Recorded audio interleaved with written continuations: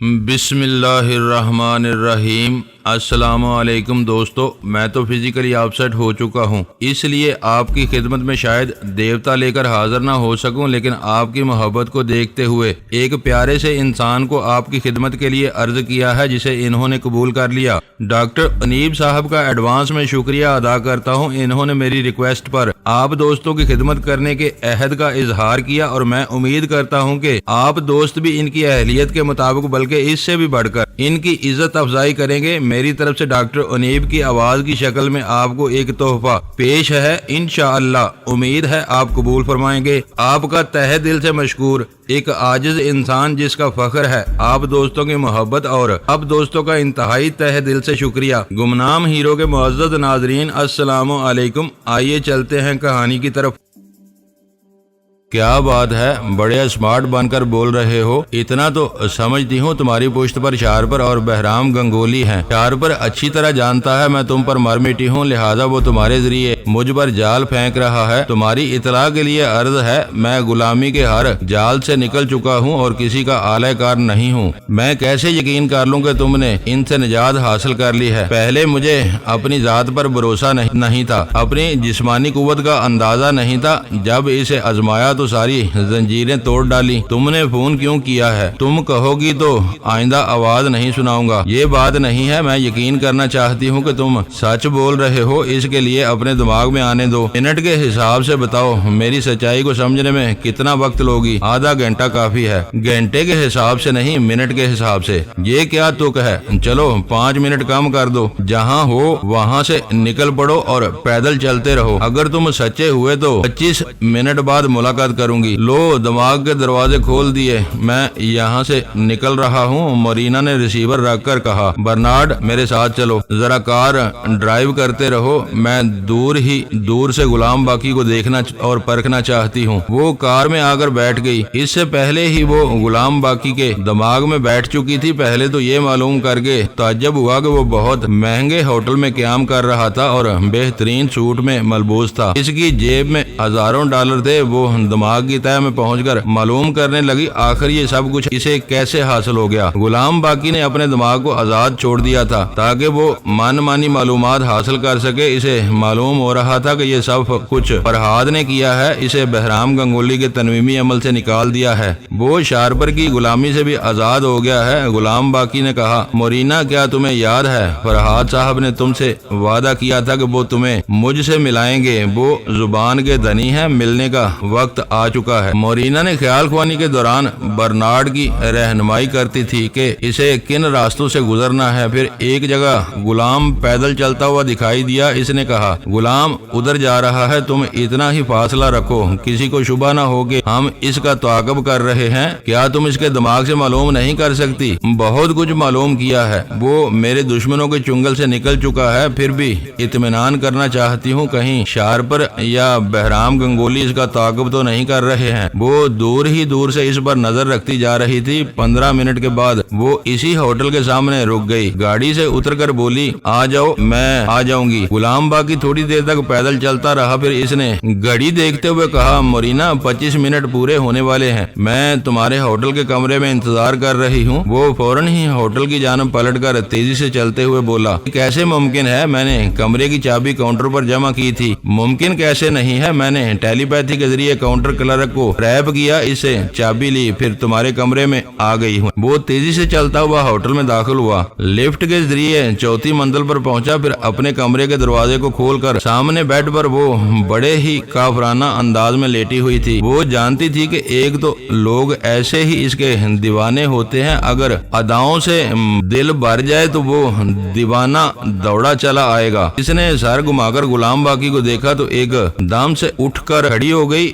وہ قیمتی سوٹ میں اتنا شاندار لگ رہا تھا کہ دل کھنچ رہا تھا۔ وہ بستر سے اٹھ کر کھڑی ہو گئی۔ امریکہ اور یورپ میں ایسا کون دل والا تھا جو اس کا دیوانہ نہیں تھا؟ گوری رنگت والے ایک سے ایک خوبرو جوان تھے، دولت مند تھے، اسے عزت اور شہرت کی بلندیوں پر لے جا سکتے تھے، لیکن اس کا دل کالے پر آ گیا۔ وہ سحرزدہ سی ہو کر آہستہ آہستہ چلتی ہوئی اس کے سامنے پہنچ گئی۔ اسے سر سے پاؤں تک دیکھا، کچھ کمی محسوس ہو رہی تھی۔ وہ اسے چھو کر دیکھنے لگی लगी कुछ परेशान सी लग रही थी। गुलाम बाकी ने पूछा, क्या बात है? तुम अच्छे लग रहे हो, लेकिन यूं लगता है जैसे इस लिबास ने तुम्हें छुपा लिया है। वो इसके बाजू और इसके सीने को छूकर टटोल कर बोली, वैसे ही पत्थर हो मगर नजर नहीं आ रहे हो। कैसी बातें कर रही हो? मैं तुम्हारे सामने पूरा का पूरा खड़ा हुआ हूँ। अच्छा ये कोट उतारो। इसने कोट उतार दिया, टाई भी उतार दी। वो बोली, अपनी कमीज भी उतारो। इसने कमीज उतार दी। तब इसका चट्टान जैसा काला बदन चमकने लगा। वो एक गहरी सांस लेकर मुस्कुराते हुए बोली, हाँ मुझे यही पसंद है।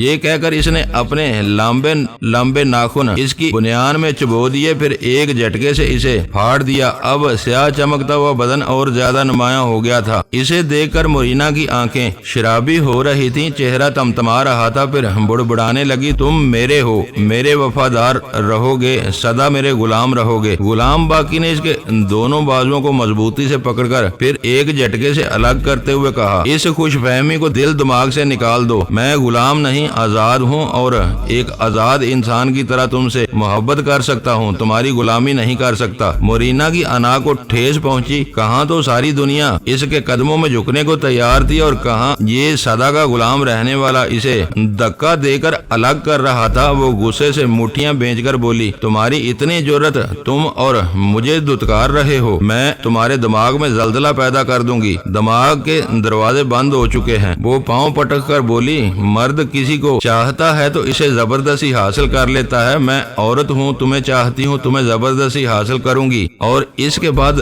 ठोकर मार दूंगी। ठोकर मारना तो बाद की बात है, पहले हासिल करके देखो। वो इसे घूरती हुई जरा पीछे चली गई। मुकाबला हुस्न में अव्वल आने के लिए इसने जितने हथकंडे आजमाए थे वो एक एक करके इसके सामने आजमाने लगी। औरत के मुतल्लक किसी कहानी में पढ़ना, किसी की जुबान से सुनना या किसी फिल्म में वो मंजर देखना और बात होती है, ऐन निगाहों के सामने वो मंजर हो तो इंसान का इरादा डगमगाने लगता है। गुलाम बाकी आखिर इंसान था। कुदरत ने मोरीना को होशरुबा हुस्न और गजबनाक जवानी दी थी। वो एक मॉडल की तरह जाविया बदलकर बोली, मेरा हुस्न क्या है? वो सहर तदा सा होकर बोला, जागती आंखों का तनवीमी अमल है। वो बारीक रेशमी पर्दे के पीछे छुपती और निकलती हुई बोली, मेरी अदाएं कैसी हैं? बिजलियां हैं जो एक बादल से निकलती हैं और दूसरे में छुपती हैं। वो हंसती हुई रक्स करती हुई इसके पास आई और फिर बोली, बेश बहा खजाना पेश करूं तो क्या करोगे? मैं कुदरत का इससे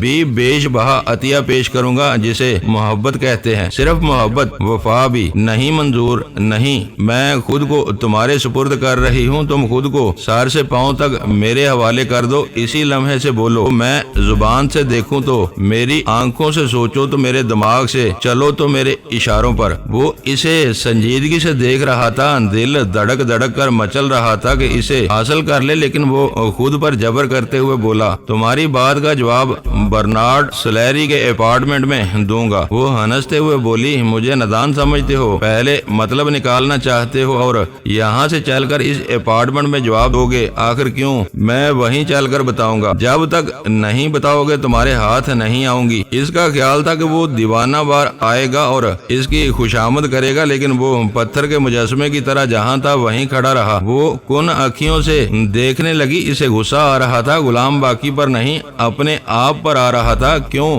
इसकी दीवानी हो गई है? क्यों इसे हासिल करना चाहती है? अब भी इसका दिल धड़क धड़क कर इस स्याह फाम महबूब को पुकार रहा है, मगर जुबान से कह नहीं सकती थी। अपनी अना और खुददारी को ठेस पहुंचती थी। इसका दिमाग और ज्यादा गुस्से से खोलने लगा। कम वक्त ने इतना भी नहीं कहा था कि मेरी जान रुक जाओ, मुझसे समझौता कर लो। ये मर्द अंदर ही अंदर तड़पते हैं मगर बोलते नहीं हैं। बोलने से इनकी मर्दानगी को ठेस पहुंचती है। वो झुंझलाकर मुठ्ठियां भींचती हुई बोली, क्या तुम मर्द हो? मेरा ख्याल है कि मर्द इसे कहते हैं कि आंधी पूरे शबाब से आए और वो चट्टान की तरह अपनी जगह से न हिल सके। वो पांव पटकते हुए इसकी तरफ बढ़ते हुए बोली, तुम्हारा मुंह नोच लूंगी। इसने लंबे लंबे नाखून इसके चेहरे की तरफ बढ़ाए। इसने दोनों हाथ पकड़ लिए। वो खुद को छुड़ाने की जदोजहद करने लगी। गुलाम बाकी ने इसके दोनों कलाइयां सिर्फ बाएं हाथ से पकड़ी पकड़ी थी, फिर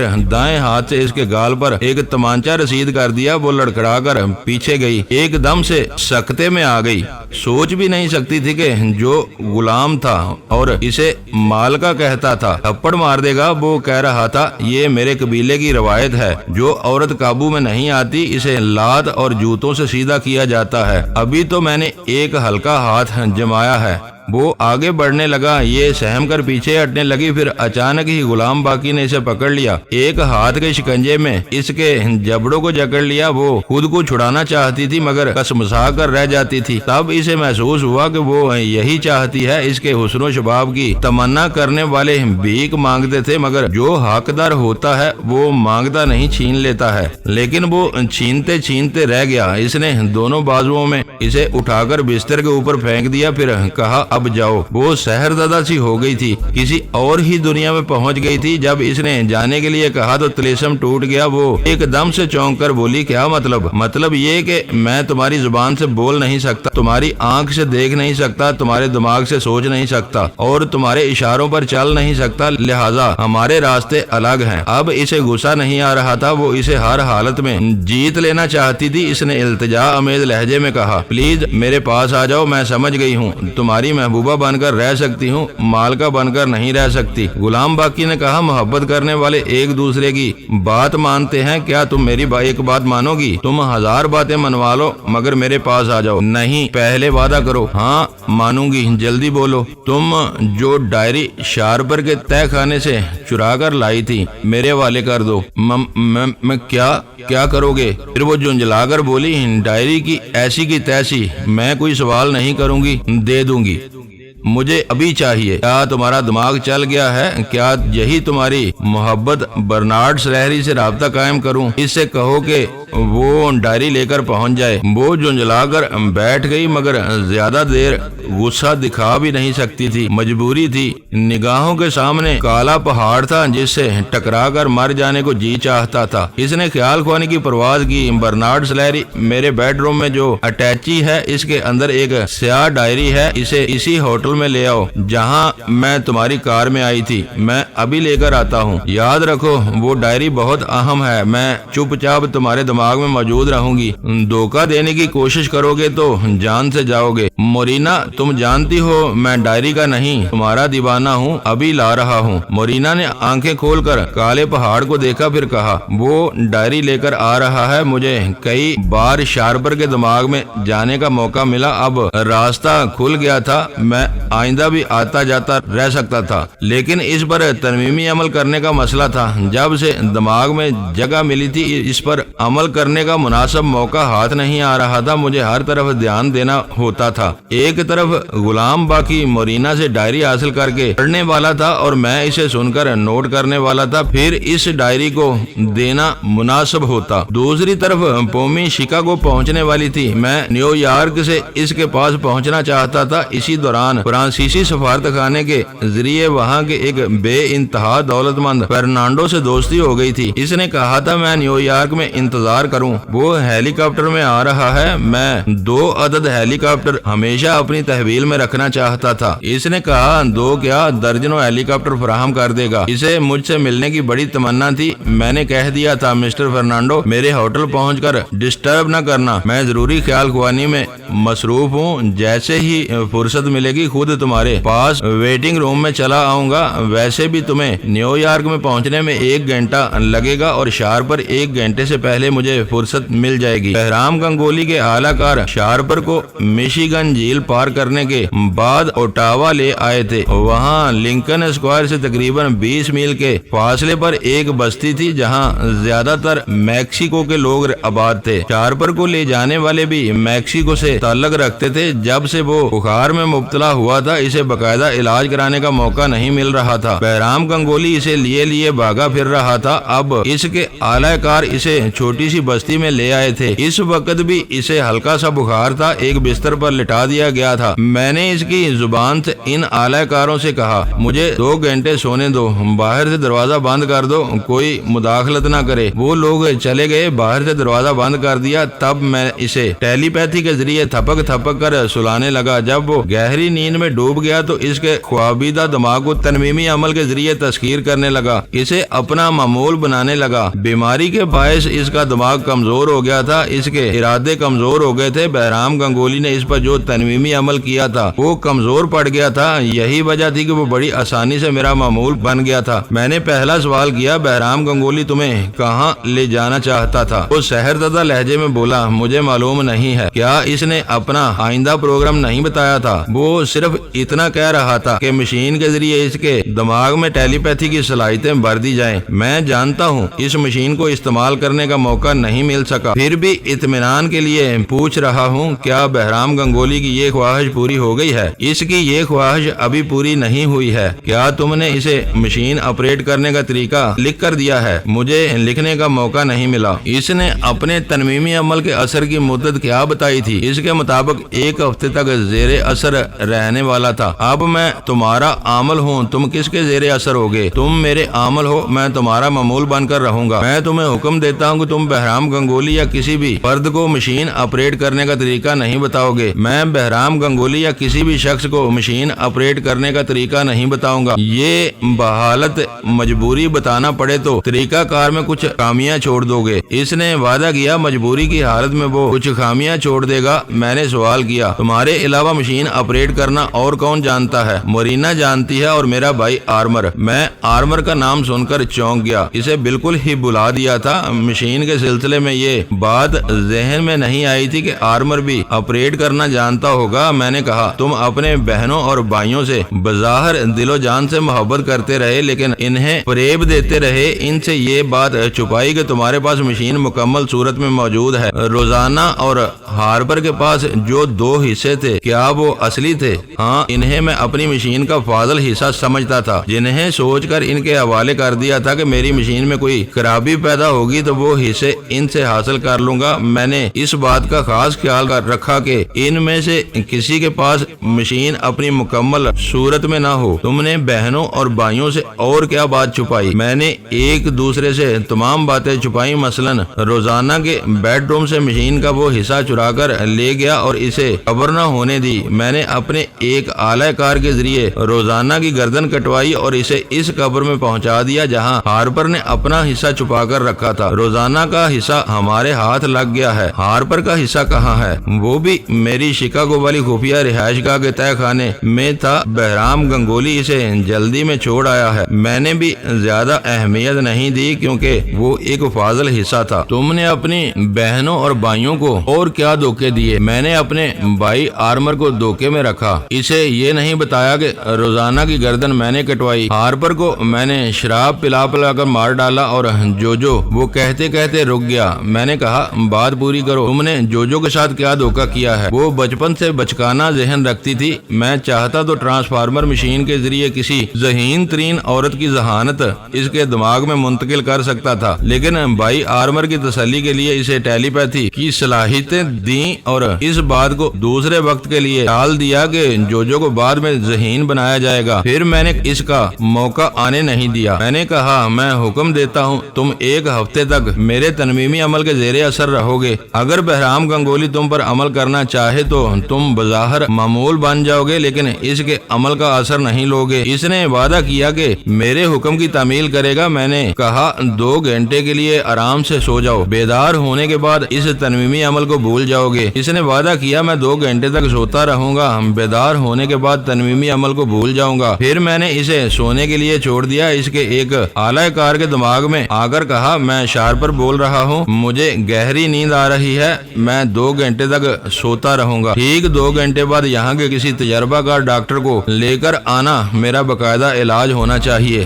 اب میں دماغی طور پر حاضر ہونا چاہتا تھا۔ کنگ فرنانڈو میرا انتظار کر رہا تھا لیکن اسی وقت ٹرانسمیٹر پر اشارہ موصول ہوا۔ اس آلہ کار نے ٹرانسمیٹر کو آپریٹ کیا تو دوسری طرف سے بہرام گنگولی کی آواز سنائی دی۔ وہ پوچھ رہا تھا، کیا شارپر کو خیریت سے پہنچا دیا گیا ہے؟ یس سر، مگر وہ بدستور بیمار ہیں، فوراً کسی اچھے ڈاکٹر کو بلا کر علاج کراؤ۔ ابھی وہ ہمارے دماغ میں بول رہا تھا کہ 2 گھنٹے تک سوتا رہے گا، اس کے بعد ڈاکٹر کو بلا کر علاج کروایا جائے۔ کیا ابھی شارپر تمہارے دماغ میں موجود ہے؟ کیا میری آواز سن رہا ہے؟ میں نے شارپر کے لب و لہجے میں اس آلہ کار کے ذریعے کہا، ہاں ہاں میں شارپر بول رہا ہوں، بہت کمزوری محسوس کر رہا ہوں، خیال خوانی کرتے وقت تکلیف ہوتی ہے، بڑی مشکل سے باتیں کر رہا ہوں، مجھے 2 گھنٹے کے لیے جانے دو، اس کے بعد کسی ڈاکٹر سے کنسلٹ کروں گا۔ وہ جھنجھلا کر بولا، تمہاری بیماری مجھے نقصان پہنچا رہی ہے، کم از کم مشین آپریٹ کرنے کا طریقہ تو لکھ دو۔ میں آنکھیں کھول نہیں سکتا، خیال خوانی کی پرواز نہیں کر سکتا، تکلیف محسوس کر رہا ہوں اور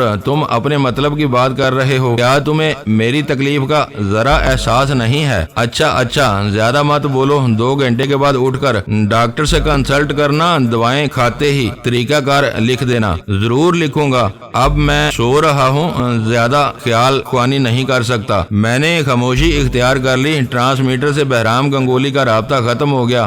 میں اس کے دماغ میں پہنچ کر یہ معلوم نہیں کر سکتا تھا کہ وہ کیا سوچ رہا ہے اور ابھی کہاں چھپا ہوا ہے۔ میں دماغی طور پر حاضر ہو گیا، ہوٹل کے کمرے سے نکل کر نیچے ویٹنگ روم میں آیا تو کنگ فرنانڈو ایک صوفے پر بیٹھا ہوا تھا۔ وہ مجھے پہچان نہیں سکتا تھا۔ میں اس کے پاس آ کر بیٹھ گیا۔ وہ بہت ریزرو رہنے والا شخص تھا، کسی بھی اجنبی کے ساتھ بیٹھنا پسند نہیں کرتا تھا۔ اس نے گور کر دیکھا۔ میں نے ذرا جھک کر رازدارانہ انداز میں کہا، خوبصورت لڑکیاں ہیں، کہیے تو دکھاؤں؟ اس نے مجھے حقارت سے دیکھا، پھر کہا، تم جیسے بڑے بڑے ہوٹلوں میں آ جاتے ہیں اور ہمارا وقت برباد کرتے ہیں، مجھے لڑکیوں کے دلالوں سے سخت نفرت ہے۔ میں نے پوچھا، کیا دوستانہ انداز میں خوبصورت لڑکیاں پیش کرنا دلالی ہے؟ وہ غصے سے بولا، کیا دلالی نہیں ہے تو پھر تم اپنے ہیلی کاپٹر میں خوبصورت لڑکیاں کیوں لائے ہو؟ یہ سن کر وہ چونک گیا، مجھے حیرانی سے تکنے لگا۔ میں نے کہا، تم اپنے ایک نئے دوست کو خوش کرنے اور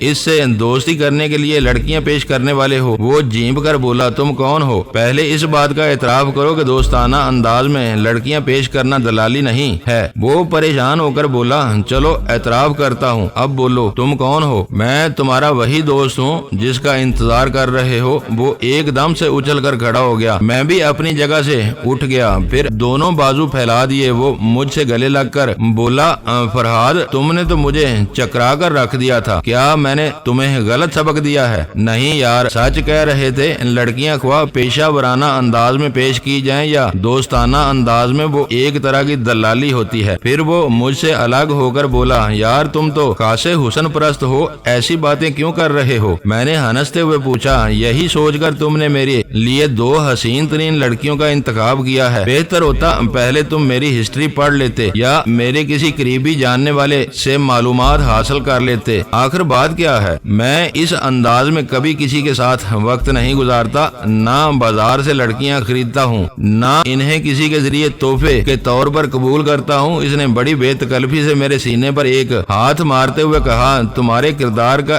یہ پہلو مجھے پسند نہیں۔ ایک تو تم شراب نہیں پیتے، دوسرے لڑکیوں کے متعلق پابندی عائد کر دی۔ یار کیسے مزہ آئے گا، ہم کیسے رنگین لمحات گزاریں گے؟ فرنانڈو، 10 حسین لڑکیاں نہ ہوں، ایک وقت میں صرف ایک چاہنے والی محبوبہ ہو تو اس کے ساتھ کتنے حسین لمحات گزرتے ہیں؟ کیا ایسی کوئی ہے؟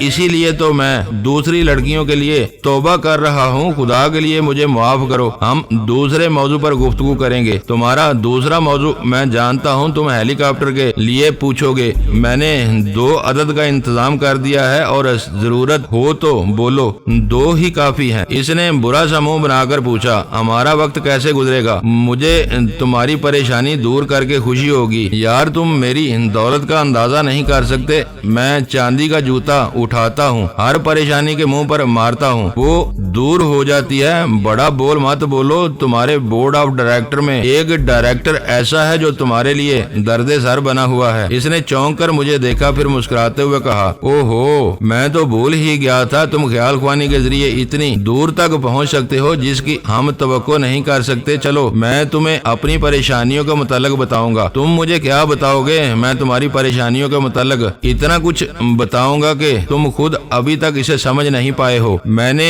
کاؤنٹر پر جا کر بل ادا کیا، کمرے سے اپنا بیگ منگوایا، پھر فرنانڈو کے ساتھ باہر آ کر اس کی کار میں بیٹھ گیا۔ اس نے کار سٹارٹ کرتے ہوئے کہا، یہاں کے ایک فلائنگ کلب میں ہیلی کاپٹر موجود ہے، ہم اس میں شکاگو جائیں گے۔ میں نے کہا، فرنانڈو، تمہارے بورڈ آف ڈائریکٹرز میں ایک ڈائریکٹر ہے جس کا نام رابرٹ ویلی ہے۔ اس نے تائید میں سر ہلا کر کہا، تمہاری معلومات غلط نہیں ہو سکتی، تم مجھ سے इसे ये कहोगे कि इसकी एक बेटी का नाम अंजीला है, वो बड़ी जवानी में बेवा हो गई है और मेरे इससे ताल्लुकात हो गए हैं। सिर्फ ताल्लुकात नहीं हुए बल्कि वो तुम्हारे बच्चे की माँ बनने वाली है। ये दुरुस्त है। तुमने आज तक शादी नहीं की और ना ही करना चाहते हो। तुम अपनी एक भतीजी से बहुत प्यार करते हो। मरने से पहले अपनी दौलत और जायदाद इसके नाम करना चाहते हो, लेकिन अंजीला ने तुम्हारे बच्चे की मां बनने का दावा कर दिया है और इसका बाप रॉबर्ट तुम्हें मजबूर कर रहा है कि इससे शादी करो, वरना वो तुम्हारे बिजनेस के अहम राज फाश कर देगा, जिसके बाद तुम्हें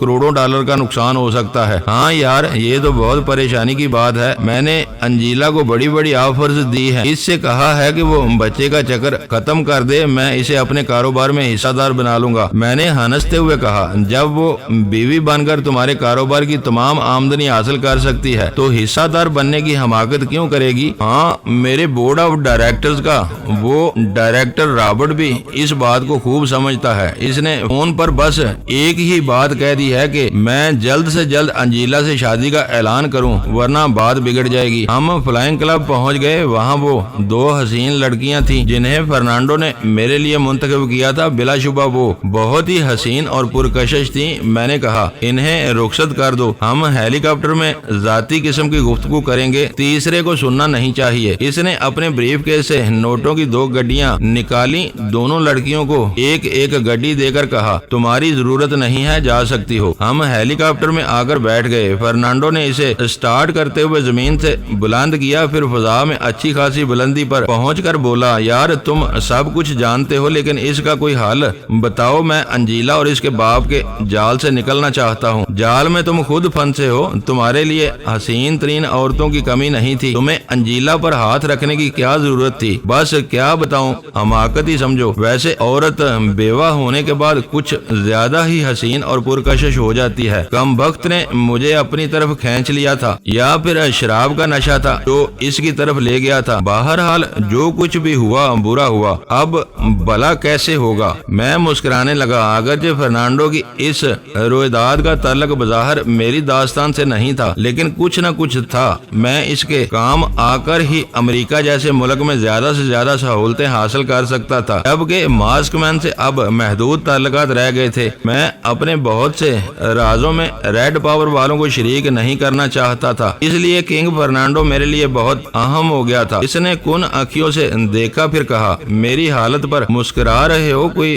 जवाब क्यों नहीं देते? इसलिए मुस्कुरा रहा हूँ कि तुम्हारी परेशानियां पहले ही दूर कर चुका हूँ। वो एकदम से खुश होकर बोला, क्या सच कह रहे हो? जब मुझे दोस्त कहा है तो दोस्ती पर शुबा कभी ना करना। आई एम सो सॉरी भाई, मुझे माफ करना। मैं खुशी में बोल गया था कि किस से बात कर रहा हूँ। मुझे बताओ किस्सा क्या है? तुमने किस तरह मेरी परेशानी दूर कर दी है? क्या मुझे अंजीला और इसके बाप से निजात मिल जाएगी? हेलीकॉप्टर यक बयक डगमगाने लगा, जरा नीचे की तरफ जाने लगा। इसने बड़ी महारत से इसे संभाल लिया। मैंने पूछा, ये क्या हो गया था? मैं खुशी से कांपने लगा था। फौरन बताओ कैसे निजात मिलेगी? अगर किस्तों में खुशखबरी सुनाते रहोगे तो मारे खुशी के हेलीकॉप्टर नीचे गिर पड़ेगा। क्या ये तुम्हारे साथ नेकी की सजा होगी? भाई मेरा दिल उलट पुलट रहा है, जल्दी बताओ क्या करोगे? तुम कैसे निजात दिलाओगे? पहले तुम अंजीला और इसके बाप के मुतालिक असल बात सुनो, जिसे तुम नहीं जानते, लेकिन सुनाने से पहले एक शर्त है। ओह, बहुत ज्यादा सस्पेंस पैदा कर रहे हो भाई। तुम्हारी हर शर्त मानने को तैयार हूँ, बोलो क्या बात है? मैं जितनी खुशखबरी सुनाता जाऊँ, इसके जवाब में हेलीकॉप्टर को जरा भी नहीं डगमगाना चाहिए। तुम मुझे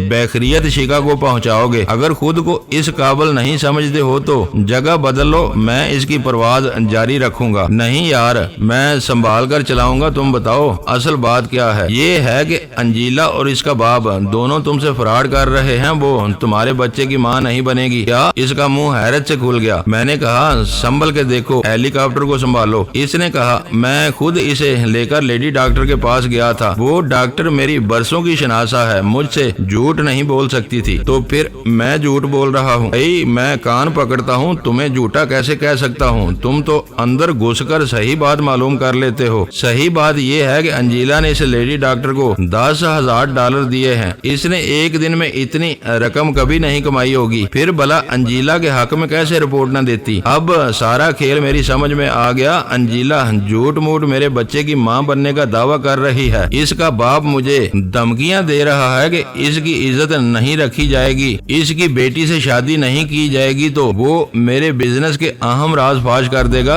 वो कहते कहते चुप हो गया, सोचने लगा। मैंने पूछा क्या बात है? मैं इस मकार औरत से कभी शादी नहीं करूंगा, लेकिन इसका बाप मेरे कारोबार में राजदार है, वो अपनी धमकी पर कायम रहेगा। इसका भी कुछ नुकसान होगा, लेकिन इससे कई गुना ज्यादा नुकसान मेरा होगा और वो मुझे जरूर नुकसान पहुंचाएगा। मैं कह चुका हूँ 2 घंटे बाद तुम्हें इससे निजात मिल जाएगी, वो कभी नुकसान नहीं पहुंचा सकेगा।